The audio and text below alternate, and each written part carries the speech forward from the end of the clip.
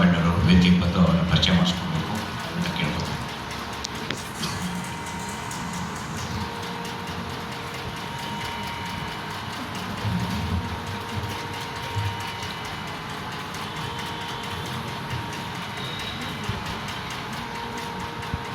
ವೀಣೆ ವೆಂಕಟಗಿರಿಯಪ್ಪನವರ ಮೊಮ್ಮಗ ಅಂದ ಕೂಡಲೇ ಓ ರಕ್ತದಲ್ಲೇ ಸಂಗೀತ ಇರುತ್ತೆ ಅಂತ ಹೇಳಿಬಿಡೋದು ತುಂಬ ಸುಲಭ. ರಕ್ತದಲ್ಲಿ ಸಂಗೀತ ಇರುತ್ತೆ ನಿಜ. ವೀಣೆಯಂತಹ ವಾದ್ಯವನ್ನು ಕೈಗೂಡಿಸ್ಕೋಬೇಕಾದ್ರೆ, ಹದವಾಗಿ ಕೈಗೂಡಿಸ್ಕೋಬೇಕಾದ್ರೆ ಅತ್ಯಂತ ಅನೇಕ ಗಂಟೆಗಳ ಸಾಧನೆ ಪರಿಶ್ರಮ ಅದರ ಹಿಂದೆ ಇದ್ದರೆ ಮಾತ್ರ ಹಿಂಗೆ ನುಡಿಸೋಕ್ಕೆ ಸಾಧ್ಯ.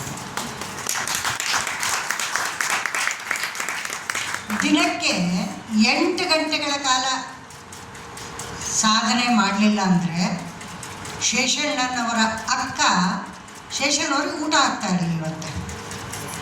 ಆದ್ದರಿಂದಲೇ ಅವರು ವೈಣಿಕ ಶಿಖಾಮಣಿ ಅಂತ ಅನ್ನಿಸ್ಕೊಂಡ್ರು.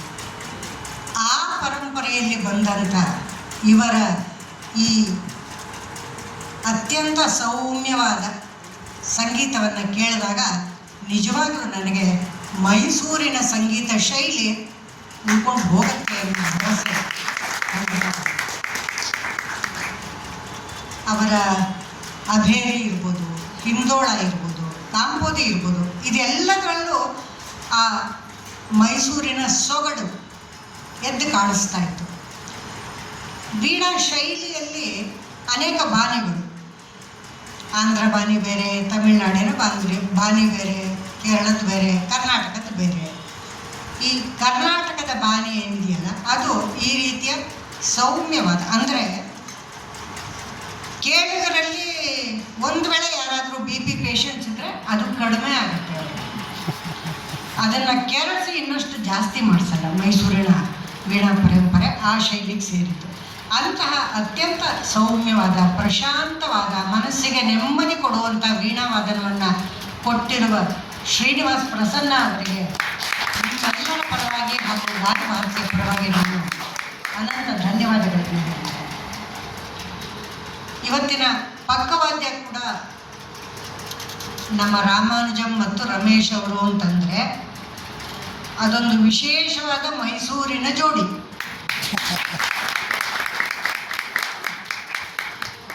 ಅವರಿಬ್ಬರ ಮಧ್ಯ ಕೆಮಿಸ್ಟ್ರಿ ಎಷ್ಟು ಚೆನ್ನಾಗಿದೆ ಅಂತಂದರೆ they are so comfortable with each other, made for each other.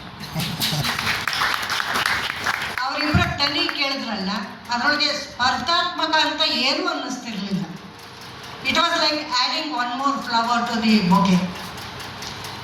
ಇನ್ನೊಂದು ಹೂವನ್ನು ಸೇರಿಸಿ ಒಂದು ಹೂಗುಚ್ಛವನ್ನು ತಯಾರು ಮಾಡಿದ್ರೆ ಹೇಗೋ ಹಾಗೆ ಅನ್ನಿಸ್ತಿತ್ತೆ ಹೊರತು ಕತ್ತಿ ಗುರಾಣಿ ಹಿಡ್ಕೊಂಡು ಸ್ಪರ್ಧೆಗೆ ಇಳಿದಂಗೆ ಖಂಡಿತ ಅನ್ನಿಸ್ತಾ ಇರಲಿಲ್ಲ. ಆ ವೀಣೆ ಎಷ್ಟು ಮೃದುವಾಗಿತ್ತೋ ಇವತ್ತು. ಇವರಿಬ್ಬರ 2 ಲಯವಾದ್ಯ ಸೇರಿದ್ರೂ ಕೂಡ ಅಷ್ಟೇ ಮೃದುವಾಗಿ ವೀಣೆಗೆ ಹೇಗೆ ಬೇಕೋ ಹಾಗೆ ನುಡಿಸಿರುವ ಖ್ಯಾತಿ ಇವರಿಬ್ಬರದು. ಹಾಡುಗಾರಿಕೆಗೆ ಬೇರೆ ಥರ ನುಡಿಸ್ಬೇಕು, ವೀಣೆಯಂತಹ ಮೃದುವಾದ ವಾದ್ಯಕ್ಕೆ ಬೇರೆ ಥರ ನುಡಿಸ್ಬೇಕು. ಆ ಹದವನ್ನು ಅರಿತಿರುವ ಈ ಇಬ್ಬರು ಮೈಸೂರಿನ ಹಿರಿಯ ಲಯವಾದ್ಯಕಾರರಿಗೆ ಗಾನ ಭಾರತಿ ಪರವಾಗಿ ಹಾಗೂ ನಿಮ್ಮೆಲ್ಲರ ಪರವಾಗಿ ಶ್ರೀನಿವಾಸ್ ಅವರು ಆರಂಭದಲ್ಲಿ ತಮ್ಮ ತಂದೆಯಿಂದ ಶುರು ಮಾಡಿದ್ರು ಕೂಡ ನಂತರ ವೆಂಕಟಗಿರಿಯಪ್ಪನವರ ಹಿರಿಯ ಶಿಷ್ಯರಲ್ಲಿ ಒಬ್ಬರಾದ ದೊರಸಮಯ್ಯ ಅವರ ಬಳಿ ಕಂಟಿನ್ಯೂ ಮಾಡ್ತಾರೆ. ಅವರ ನಂತರ ದೊರಸಮಯ್ಯ ಅವರ ಮಗ ಬಾಲಕೃಷ್ಣ ಅವರ ಬಳಿ ಅವರ ವಿದ್ಯಾಭ್ಯಾಸ ಮುಂದುವರೆದಿದೆ. ಇವತ್ತು ಗುರುಗಳ ಕೈಯಿಂದಲೇ ಅವರು ಸನ್ಮಾನಿತರಾಗುವಂತಹ ಭಾಗ್ಯ. ದಯಮಾಡಿ ಬಾಲಕೃಷ್ಣ ಅವರು ವೇದಿಕೆಗೆ ಬರಬೇಕು. ಬನ್ನಿ ಬನ್ನಿ.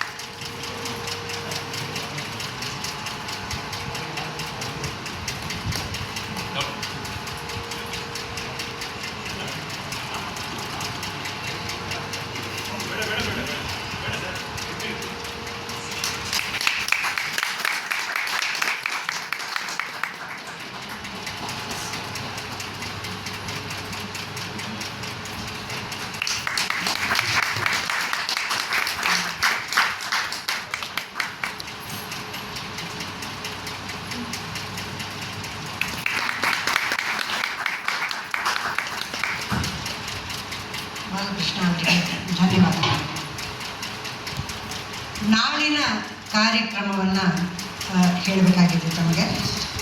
ನಾಳೆ ಇದೇ ಭವನದಲ್ಲಿ ನಾಟ್ಯ ಸಭಾ ವತಿಯಿಂದ 2 ಭರತನಾಟ್ಯ ಕಾರ್ಯಕ್ರಮಗಳನ್ನು ಆಯೋಜಿಸಲಾಗಿದೆ.